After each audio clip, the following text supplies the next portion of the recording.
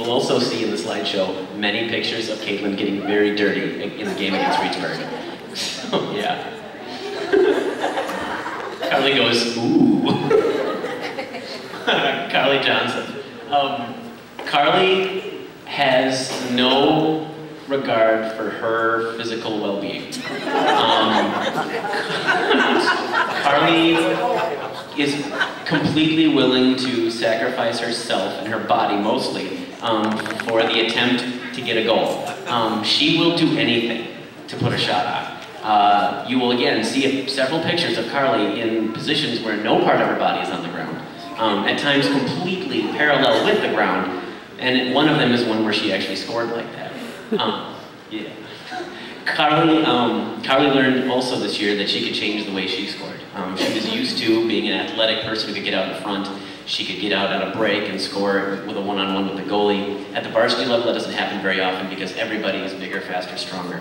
She was willing to make all the adjustments. And by the time the year got done, between she and Katie, they became an incredibly dynamic sophomore duo.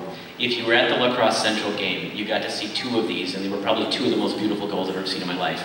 On the first one against La Crosse Central, Katie gets the ball, dribbles up in the right corner, crosses it over. Carly comes in and gets in the air and side bikes the ball in. And the side judge turns to me and says, "That was the most impressive varsity girls goal I've ever seen in my entire life." And I'm like, yeah, that's every day for us. Actually, I just said I didn't. I was more like, I know.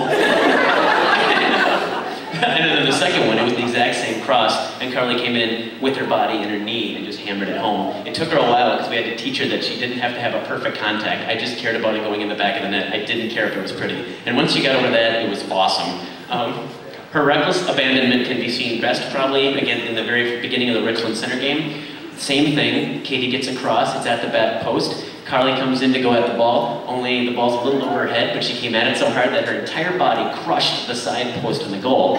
She came out of the game and had, by the time we got her off the field, a black bruise from her hip to her knee. It was one of the most impressive bruises I've ever seen in my entire life. And her mom comes over and says, "Okay, suck it up." And then Carly looks at me and I'm like, it's okay. And she's like, "No, I'm not mad about the injury. I'm mad because you won't let me go back in." I'm like, "You can't walk. Like, you just killed that poor post and now you want me to put you back in the game? It's scared of you." And so she made up with it later. You'll see that too. But by the end of the year, she'd become the scorer that we needed her to be. And we thank her for changing the things she needed to change and making all the adjustments we needed. So we look forward to 2 more years of Carly Johnson.